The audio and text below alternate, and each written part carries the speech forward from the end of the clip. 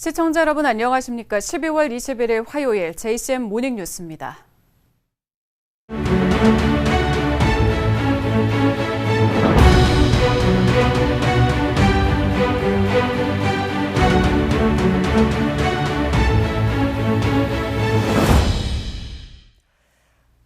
올 한 해 울산 지역 이슈를 돌아보는 연말기획 2021 뉴스 결산입니다. 올해 울산 지역 첫 번째 이슈는 역시 코로나19입니다. 특히 올해는 백신 접종이 시작되면서 일상 회복을 위한 위드 코로나 시대를 맞이했지만 걷잡을 수 없이 확진자가 급증하면서 다시 원점으로 되돌아간 한 해였습니다. 올해 코로나19 사태, 박정필 기자가 되짚어봤습니다. 지난해에 이어 올해도 종식되지 않고 있는 코로나19. 올해는 전국적으로 백신 접종이 시작되면서 코로나 종식에 대한 기대를 갖게 했지만 그 꿈은 다시 한 걸음 물러선 한 해였습니다. 울산 지역에서도 지난 4월 75세 이상 어르신을 대상으로 첫 접종이 시작됐습니다. 울산에선 80%가 넘는 시민들이 1, 2차 백신 접종을 완료했고 현재 3차 백신 접종이 진행 중에 있습니다. 연말까지는 우리가 이제 추가 접종에 지금 집중을 해야 되는데 12세부터 17세까지 청소년들하고 그다음에 60세 이상 그 고령자들 추가 접종을 좀 당부를 드립니다. 정부는 백신 접종률이 70%를 넘어서면서 지난달부터 위드 코로나 시대를 선언하고 거리 두기를 완화했지만 이후 확진자는 급격하게 늘어났고 급기야 고강도 거리 두기를 다시 시작했습니다. 백신 접종으로 코로나19를 극복할 것으로 믿었지만 확진자 수는 좀처럼 줄어들지 않고 있는 상황. 그 이유는 변이 바이러스 출현입니다. 지난 4월 알파형 변이 유행과 7월 델타 변이 유행으로 집단 감염이 발생하면서 확진자 수가 급증했습니다. 이 영향으로 울산 지역도 8월 들어 처음으로 월별 누적 확진자가 1000명을 넘겼습니다. 그리고 지난달 남아공발 새 변이 바이러스 오미크론이 출현했고 지난 13일 1일 최다 확진자가 발생하기도 했습니다. 현재 울산 지역은 가족 모임과 교회, 경로당 등을 중심으로 집단 감염이 발생하면서 확산 추세는 좀처럼 꺾이지 않고 있습니다. 문제는 확진자 급증으로 인한 병상 부족 문제. 이달 초 30%대를 보였던 병상 가동률은 이미 70%에 육박하고 있고 고위험 확진자가 입원하는 울산대병원 병상도 이미 절반 이상 찼습니다.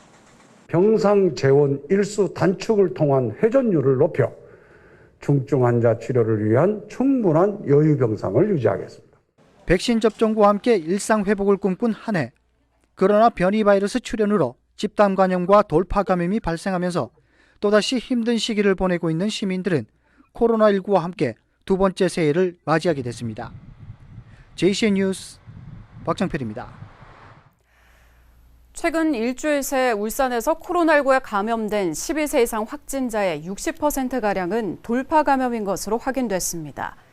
울산시는 지난주 코로나19에 감염된 울산의 12세 이상 확진자 336명 가운데 57.1%에 달하는 192명이 백신 2차 접종을 마친 돌파 감염이라고 밝혔습니다. 18일 기준 울산의 누적 확진자 중 돌파 감염된 사례는 737명이며 이 중 3차 접종 뒤 확진된 사례도 6명으로 4명은 화이자 백신, 2명은 모더나 백신으로 각각 추가 접종을 받았습니다. 울산의 코로나19 중증 병상 가동률이 70%에 육박하고 있습니다. 울산시에 따르면 18일 기준 울산의 코로나19 중증 병상 가동률은 68.2%로 이보다 한 주 전 22.7%의 가동률을 보였던 것에 비해 급격히 증가했습니다.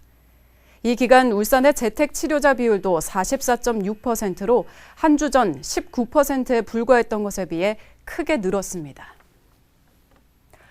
울산시가 만 12세에서 17세 청소년의 백신 접종률을 높이기 위해 학교 방문 접종을 실시합니다. 송철호 울산시장과 노옥희 교육감은 어제 북구 고원초등학교를 방문해 청소년들의 코로나19 백신 접종을 격려했습니다. 방문 접종은 희망자가 20명 이상인 학교 가운데 방문 접종을 신청한 10개 학교에 대해 27일까지 진행됩니다. 방문 접종을 신청한 학교는 야음중고, 무거초, 무룡고와 대현중, 울산과학고와 매곡중, 장검중 등입니다. 울산시가 국립울산탄소중립전문과학관 유치에 성공했습니다. 울산시는 국회를 통과한 내년도 정부 예산안에 국립울산탄소중립전문과학관 건립 기본계획 수립 설계비 10억 원이 반영됐다고 밝혔습니다. 과기부는 타당성 조사 용역 결과 울산이 최적지이며 타당성이 충분하다고 평가했습니다. 탄소중립전문과학관은 400억 원이 투입돼 2025년까지 울산 대공원 일대에 건립될 예정입니다. 현재 국립전문과학관은 경기 과천과 대전, 광주, 대구, 부산 등 5곳에 설립돼 있고 지난해에는 강원 전문과학관이 공모에 선정돼 건립 중에 있습니다. 광복회 총사령 고헌 박상진 의사의 서훈 승격을 위한 새 길이 열렸습니다. 국민의힘 이채국 의원은 최근 국가보훈처 등으로부터 제출받은 박상진 의사의 서훈 신청 자료들을 분석한 결과 공적 조서에 공훈의 일부인 4가지만 기술돼 있는 것을 확인했다고 밝혔습니다. 이 의원은 경북 우편마차 탈취와 대구 권총 사건, 운산 금광 현금 수송 마차 공격 등 이미 발굴됐지만 빠져 있는 공적 사항으로 추가 서훈을 신청하겠다고 말했습니다. 이 의원은 울산시와 함께 국가보훈처에 박 의사 관련 포상 심의를 신청해 빠르면 내년 광복절에 추가 서훈할 방침입니다. 제1회 울산국제영화제가 오늘 폐막을 앞두고 있습니다. 어제는 영화 밀정과 좋은 놈, 나쁜 놈, 이상한 놈을 연출한 김지훈 감독의 마스터뷰가 열렸는데요. 천만 배우를 넘어 국제배우가 된 송강호가 깜짝 방문해서 관객들과 호흡하는 시간을 가졌습니다. 김영환 기자가 보도합니다. 한국 영화계의 거목 김지훈 감독이 제1회 울산국제영화제 마스터뷰를 통해 관객과의 소통에 나섰습니다. 울산국제영화제 기간에 장화 홍련과 좋은 놈, 나쁜 놈, 이상한 놈이 상영됐고 마지막 밀정 상영 이후 김지훈 감독이 무대에 올라 관객과 직접 대화했습니다. 김지훈 감독은 울산국제영화제의 슬로건인 청년의 시선에 대해 청년의 열정을 마음에 담아 영화 제작에 힘써줄 것을 젊은 영화인들에게 조언했습니다. 어쩔 수 없이 그런 고통이 수반돼야 되는 어떤 과정이 있는 것이고 그 고통을 거쳤을 때 어떤 그 열정에 대한에서 얻어지는 어떤 희열을 동시에 느끼는데 영화 밀정과 놈놈놈에 출연한 천만 배우 송강호가 울산국제영화제를 깜짝 방문했습니다. 송강호는 울산국제영화제가 세계적인 영화제가 되기를 바란다고 말했습니다. 제1회 울산국제영화제를 개막을 진심으로 축하드립니다. 앞으로 시민들께 사랑도 많이 받고 또 세계적인 국제영화제로 이렇게 발전하고 발돋움할 수 있는 그런 영화제가 되기를 진심으로 바라겠습니다. 오늘 감사합니다. 또 20대 청년들을 향해 어려움과 좌절의 시기는 항상 있어 왔다며 강한 의지를 가질 것을 당부하기도 했습니다. 송강호는 칸 영화제를 휩쓴 기생충 이후 첫 차기작으로 김지훈 감독의 거미집을 통해 다시 한번 호흡을 맞춥니다. 제1회 울산국제영화제는 21일 폐막식을 끝으로 5일간의 여정을 마무리합니다. 코로나19 장기화 등 어려운 여건 속에서도 성황리에 열리고 있는 제1회 울산국제영화제에 천만 배우 등이 힘을 실어주면서 앞으로의 발전 가능성이 기대되고 있습니다. JCN 뉴스 김영환입니다. 더불어민주당 안도영 실원은 어제 기자회견을 열고 KTX 울산역 역세권 개발 사업 2단계와 관련해 울산시의 불리한 내용이 담긴 울산도시공사와 KCC 간 협약 내용들을 공개했습니다. 안 의원은 민간 기업이 환지 예정지 용도를 지정할 수 있도록 권한을 넘겨줘 주상복합 건립이 가능한 복합용지로 결정됐고 채비지 처분 전 소요되는 비용은 민간이 부담하는 것이 일반적이지만 울산도시공사가 우선 부담하는 것으로 수정됐다고 밝혔습니다. 안 의원은 이어 정당한 사유 없이 6개월 이상 공장 철거 등을 지연하거나 기피할 경우 협약을 해지할 수 있도록 했지만 최종 협약서에서는 삭제됐고 손해배상도 2배를 지불하도록 명시된 내용을 삭제하는 등 협약서가 울산시의 불리한 조건으로 작성됐다고 주장했습니다. 국립산업기술박물관 건립을 재추진해야 한다는 주장이 제기됐습니다.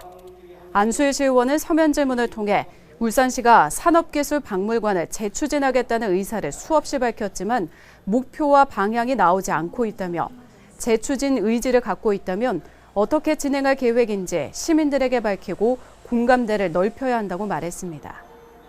안 의원은 대한민국 경제성장의 자긍심 고취와 산업 역사의 미래를 고스란히 간직하고 있는 울산에 가장 잘 맞는 전시 공간은 산업기술박물관이라고 강조했습니다. 박차훈 새마을금고 중앙회 17대 회장이 18대 회장 연임에 성공했습니다. 박 회장은 어제 열린 대의원회 회장 선거 투표에서 과반을 얻어 18대 회장으로 선출됐습니다. 울산 출신인 박차훈 회장은 17대 회장 재임 기간에 금고 자산을 200조 원대까지 확대했으며 IT센터 구축 등 디지털 혁신 성과를 이뤄냈다는 평가를 받고 있습니다. 박 회장의 임기는 4년이며 2025년 직선제로 전환되기 전 간선제 마지막 회장으로 기록됩니다. 울산 지역 자동차 산업 위기를 극복하고 노사정 간 공감대 형성을 위한 울산 자동차 산업 노사정 미래 포럼이 어제 울산시청에서 열렸습니다. 어제 포럼에서는 울산시가 자동차 부품 산업 고용 위기에 대응하기 위한 선제 대응 꾸러미 지원 사업 1차년도 성과를 보고했고 조형재 울산대학교 교수가 울산 지역 주도형 자동차 부품 산업 전환지도 연구 결과에 대해 발표했습니다. 또 급변하는 미래 자동차 산업으로 구조 다변화를 위한 방안들을 논의하는 토론회도 진행됐습니다. 중고 한글사랑 추진위원회가 어제 발족됐습니다. 한글사랑 추진위원회는 한글학자 외솔 최연배 선생의 고향인 중구를 대외적으로 널리 알리고 한글 문화자원을 활용해 한글 문화 중심 도시의 본보기를 마련하는 역할을 할 예정입니다. 이와 함께 어제 위촉된 16명의 위원들은 앞으로 2년 동안 한글도시 추진사업 검토와 공공언어 개선 그리고 한글도시 중구의 방향성 등에 관한 자문을 하게 됩니다. 학생 복지 정보를 한 곳에서 이용할 수 있는 모바일 사이트가 정식 개통을 앞두고 있습니다. 이 모바일 사이트는 위치 기반 지도 기능을 탑재해서 교육청뿐만 아니라 울산의 다양한 학생 청소년 시설들의 정보를 제공하고 있습니다. 이현동 기자의 보도입니다. 울산 행복쌤 모바일 사이트입니다. 학생 상담센터를 검색하자 관련 자료들이 뜹니다. 검색자의 위치 정보를 이용해 지도 보기와 길 찾기를 할 수 있습니다. 안심약국과 공공 와이파이, 파출소 등도 쉽게 찾을 수 있습니다. 청소년 상담과 학교폭력 상담, 자살 예방 상담을 위한 24시간 채팅과 전화 연결 기능도 갖췄습니다. 울산시 교육청과 시청, 교육부, 보건복지부와 관련 자료 연계 협력도 마무리했습니다. 무슨 일이 있으면 울산 행복쌤을 검색해서 들어가면 언제든지 자기가 있는 곳에서 도움을 받을 수 있는 학생 청소년을 위한 정책과 시설을 맞춤형으로 안내하는 모바일 사이트가 오는 22일 정식 개통을 앞두고 있습니다. 지난 5월 울산형 학생복지맵 모바일 서비스 구축 계획 수립 이후 8개월 만입니다. 학생과 학부모 3천여 명의 설문조사를 통해 지역 복지시설에 대한 인식과 상담 과정 등을 파악해 콘텐츠를 구성했습니다. 학생들이 지역에 있는 기관에 대해서 얼마나 알고 있는지에 대한 인식조사, 그리고 학생들이 실제로 어려움이 있을 때 어떤 식으로 그동안 이제 도움을 받았었는지에 대한 기초조사가 있었고, 울산형 학생복지 모바일 사이트 구축에 들어간 예산은 2천여만 원. 특히 이번 모바일 사이트 구축에는 지역 중고등학생으로 구성된 학생 참여단이 콘텐츠 기획부터 정식 명칭 심사 등에도 참여하는 등 사이트 구축에 실질적이고 주도적인 역할을 했습니다. 지역의 다양한 복지시설을 한눈에 볼 수 있는 울산형 학생복지 모바일 사이트가 전국 최초의 사례로 주목받고 있습니다. JCN 뉴스 이현동입니다. 울산 지역 공공시설물의 내진 성능 확보율이 전국 최고 수준인 것으로 나타났습니다.